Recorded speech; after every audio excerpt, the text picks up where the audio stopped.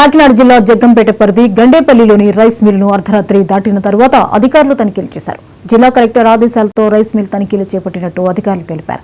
Rice మిల్లో 30 లారీల ration బియ్యం ఉన్నాయంటూ వచ్చిన సమాచారంతో పోలీసు రెవెన్యూ అధికారులు తనిఖీలు చేపట్టారు.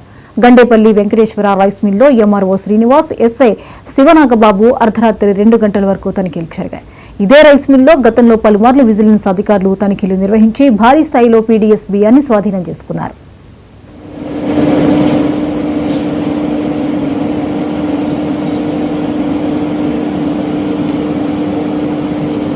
రైస్ మిల్లో వాళ్ళ బ్రాండ్ వేసేసి వాళ్ళు ఓపెన్ మార్కెట్లో కిరాణా షాపులకి వేస్తారని చెప్తున్నారు. అది ఒకసారి టెక్నికల్ అసిస్టెంట్ శాంపిల్స్ తీసుకోవడం జరుగుతుంది.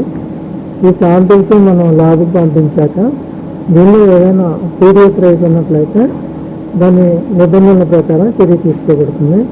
అయితే మనకు వచ్చిన సమాచారానికి ఇక్కడున్న ఫిజికల్ తనిఖీలో మాత్రం ప్రస్తుతం అయితే మనకేమీ ట్రేస్ అవ్వలేదు.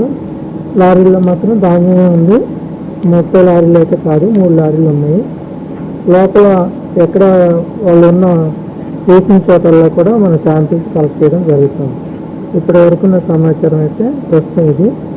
తదుపరి అది ల్యాబ్కి వెళ్ళి శాంపిల్స్ ఇచ్చిన తర్వాత మాత్రం దానిలో ఏదైనా పీడిఎస్ రైస్ ఉన్నట్లయితే మనం నిబంధనల ప్రకారం చర్య తీసుకుంటాం. అలాగే రైస్ మిల్లో వాళ్ళ బ్రాండ్ వేసేసి వాళ్ళు ఓపెన్ మార్కెట్లో కిరాణా షాపులకి వేస్తారని చెప్తున్నారు. అది ఒకసారి టెక్నికల్ అసిస్టెంట్ శాంపిల్స్ తీసుకోవడం జరుగుతుంది. ఈ శాంపిల్స్ మనం ల్యాబ్ అంబేద్కర్ కోనసీమ